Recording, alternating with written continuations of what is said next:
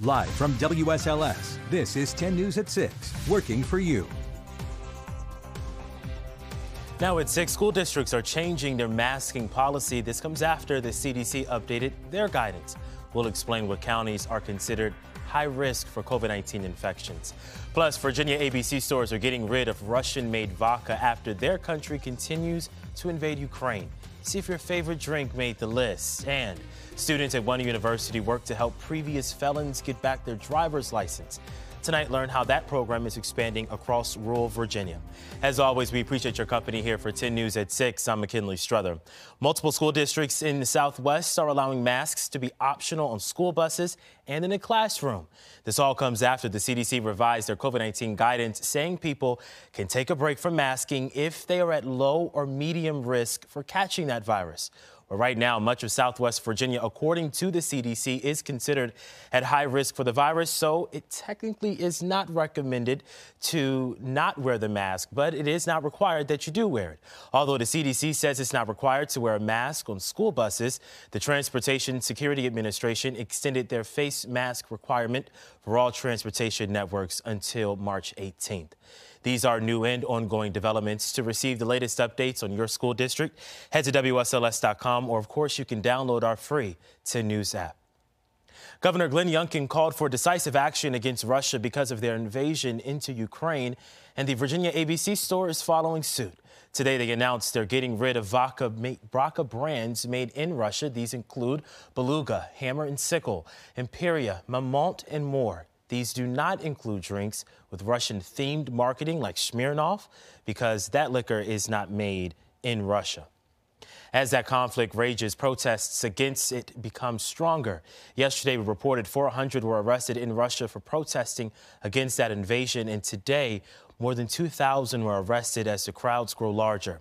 In Chicago, Mayor Lori Lightfoot joined her citizens to protest against that violence in Ukraine. All of this comes as Ukraine agrees to talk with Russia as their troops continue to invade their country. Colt Higgins reports on the actions in the U.S. as well as the actions taken here at home. A Ukrainian delegation agreeing to meet with Russia for talks at the Ukrainian-Belarusian border Monday morning, local time. We are ready for peace talks, but we are not ready to surrender.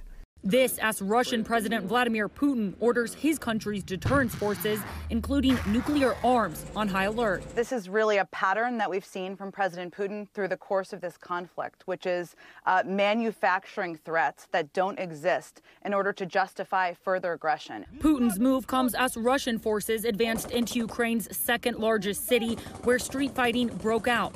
But after massive explosions heard near the capital city, Kyiv, the mayor said on Sunday no Russian troops are on the ground there. The Russians are very frustrated right now, and truthfully, they have not accomplished any of their objectives on the timetable that they thought they would.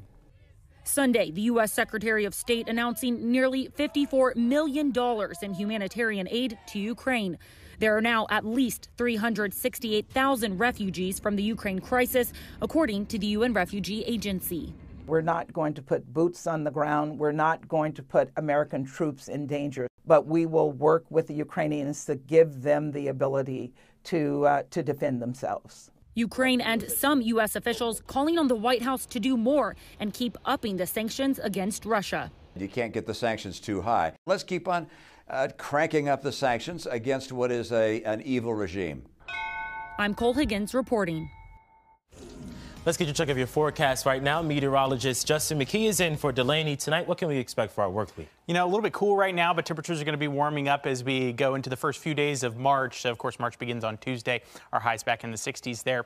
Today we're in the 50s, about 57 for the high in Roanoke. It has dipped down to 52 now, but you can see just how clear it is outside as the sun sets, officially sunset today at about 6:12. Some of you may have seen some extra clouds earlier in the day and maybe even some sprinkles. Those were more likely closer to the North Carolina-Virginia border. You can see the Carolinas were much more wet today than we were in southwest and central Virginia. Temperatures Temperatures starting to fall. We're starting to see more 40s on the map. Wytheville coming in at 44, Hillsville 46, Lynchburg about 49. Still a few 50s, though, in Smith Mountain Lake as well as Lexington. Lexington coming in at 52, matching Roanoke.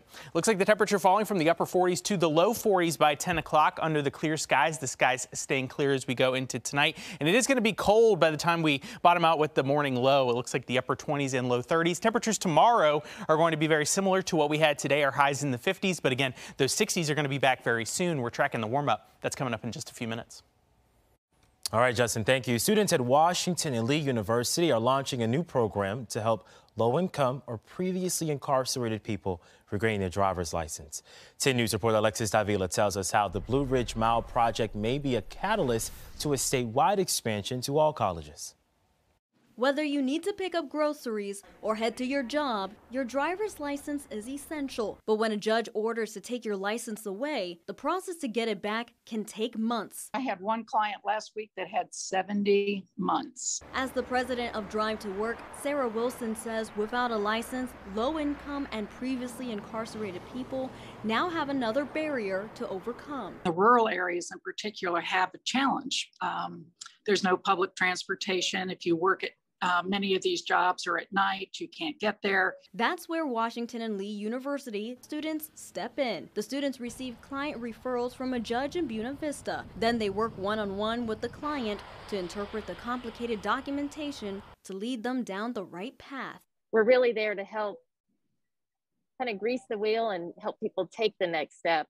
We've been trying to collect more data and learn about the larger barriers that exist systems-wide and the ways that we could be able to affect change. In 3 weeks, the Blue Ridge Mile project gained 7 clients. It gives students like Gabe Miller a chance to learn right inside the courtroom. It gives us a lot more insight into what exactly is going on with their case, and we can work with them a lot better. Wilson hopes the pilot program will expand to other colleges and offer resources in underserved areas like Southwest and Southside Virginia.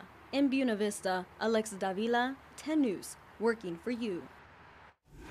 More news to come tonight. Republican leaders came together for the Conservative Political Action Conference this weekend. The message former President Donald Trump has about this invasion into Ukraine. Then President Joe Biden is getting ready to deliver his State of the Union address this week, while law enforcement is preparing for possible protests. The progress they're making on the grounds there just after this break on 10 News at 6. Former President Donald Trump spoke at the Conservative Political Action Conference this weekend. He said the invasion into Ukraine would have never happened if he were still president. He criticized President Joe Biden's current actions, saying Putin, quote, is playing Biden like a drum, end quote. Take a listen. The problem is not that Putin is smart, which of course he's smart, but the real problem is that our leaders are dumb. The former president continued to say our leaders allowed this assault on humanity. There's no word if former President Donald Trump will run for president again in year 2024. The president is preparing for his State of the Union address while law enforcement is preparing for possible protests. The measures they're taking to keep everyone safe. But first, we leave you with a live look from our downtown Roanoke Skycam. Beautiful end to what has been a pretty decent day here in the Roanoke Valley. We'll get you a check of your forecast with meteorologist Justin McKee just after this break. We are back now, and so is this fence in our nation's capital as crews barricade the U.S. Capitol right before President Joe Biden's State of the Union address on Tuesday. It's in preparation of a possible truckers' protest dubbed the People's Convoy. They plan to drive semi-trucks into D.C. to demonstrate against the government. About 700 National Guard members are in the Capitol with current law enforcement to help with security. Police say multiple roads in our nation's capital will be closed for the president's speech. Your local weather authority, always watching and tracking for you from the JES Weather Center. Well, it's the second to last day of the month. That means we are going to be finalizing the 3-degree guarantee tomorrow. Delaney's forecast for today was 55. We hit 57, so the guarantee comes in successful. And our total for the month so far is up to $310 with the $10 we added today. We're going to be benefiting local colors during February. Make sure you tune in. Jeff Hanowich will have the finalized numbers on the newscast tomorrow evening. Temperatures still in the 50s for Roanoke, as well as Smith Mountain Lake and Lexington. Everybody else is in the 40s, though. 45 for South Boston and Danville. Blacksburg coming in at 47 degrees. If you're going to be out and about this evening, maybe hanging out on the patio, make sure you dress warmly because the temperatures are going to be on the chilly side. Temperatures going from the upper 40s to the low 40s by the time we get to 11 o'clock. Eventually, when you're waking up tomorrow morning, we're down to the upper 20s and low 30s. The reason the temperature is cooling down overnight tonight is due to the clear skies overhead. Our low in Roanoke is about 32, and then the temperatures that we had today are going to be very similar to what we had yesterday, or today rather, or tomorrow is what we're going to be seeing for today. You can see the average for this time of year is about 50 in Blacksburg, middle 50s for Danville. We're going to be very close to that. So it's going to be a seasonable end of February, but eventually the temperatures are going to be warming up as we go into the new month of March. You can see the jet stream. We're kind of right in between the spring and wintry air. That's why it's going to be feeling pretty seasonable tomorrow. But the jet stream kind of slowly sinking, going up to the north as we go through, say, Tuesday, Wednesday, Thursday. That's when our highs are going to be in the 60s. Eventually, we're going to get a brief cool down as we go through Friday, but the temperature's warming right back up as we go into the upcoming weekend. So number one weather headline is that you can expect kind of similar temperatures tomorrow to what we had today. The temperatures are going to be warming up as we go into the month of March. And also, in addition to the warm temperatures we're going to have in March, it doesn't look like we're going to have a whole lot of rain to track. The chances for rain not really all that high over the next few days. So here's the storm system that I was talking about a little bit earlier in the newscast. The Carolinas getting pretty wet. You might have saw some sprinkles at times if you live closer to the state line. That's going to be moving off to the east, high pressure building in as we go through our Monday and Tuesday. There actually is going to be a little bit of a front on Tuesday. You might notice a little bit of breeziness over the course of Tuesday. That's really going to be the only impact it has. We're actually going to be relatively warm Tuesday, Wednesday, and Thursday, and we're actually going to keep plenty of sunshine in the forecast through at least Wednesday. Eventually, I do think the pattern gets a little bit more active later on in the week. We have plenty of clouds around Thursday, Friday, and the weekend, but at this time, I haven't included really high rain chances in the forecast, maybe 20% chances on Thursday, Saturday, and Sunday, so we'll continue to fine-tune that as we get a little bit closer to the weekend. Okay, here's the forecast for the next 3 days in the New River Valley. See how the temperatures are going to be warming up. We're only at about 54 in the Highlands on Monday, but getting into the 60s Tuesday and Wednesday. It's going to be feeling really nice, especially in Southside. You can see peaking in the upper 60s by Wednesday for that zone, and that'll be the case for the Lynchburg area as well. I think Thursday stays pretty mild as well. Eventually, we are going to cool down briefly McKinley on Friday, but we're warming right back up over the weekend. So if you like spring stuff, looks like it's a good 7-day forecast. Like I told Delaney yesterday, I love this forecast. I love 60s. I love warm weather. But I just know that Mother Nature's playing with us. We'll have another cold snap before spring really comes in. You never know. You know, we get about 11% of our snow during the month of March. So can't rule it out completely. Don't say that. Don't say that S word. I'm not hoping. I don't want any more snow. Me neither. Yeah. All right, Eric, what's coming up in sports? Hey guys, no snow on the NASCAR track. We'll give you a check on the NASCAR boys out in Fontana, by the way. A word from the Hokies after a gutsy road win in Miami, while in Charlottesville, what the Cavaliers had to say after playing with fire didn't work in their favor on Saturday. Sports is next. Ahead for us, new images of Russian forces rolling into Kyiv as more refugees flee the country of Ukraine, and the incredible stories of ordinary people taking up arms to defend their homes and families. All that ahead on Nightly News. Your news and notes: Bucks Pro Bowl guard Ali Marpet retires at the age of 28, citing concerns for overall health. Virginia Tech baseball 6-0 with the series sweep of Fordham. UVA baseball 7-0 after sweeping Cornell. All righty. So One Cat Cafe in Lviv, Ukraine is staying open despite the violence that is happening there. The owners of this cat cafe say they're not leaving. 20 cats live in this family-owned business. Despite the ongoing threat from Russia, the owner and his wife, like many other Ukrainians, say they'll stay in Lviv because they love their country.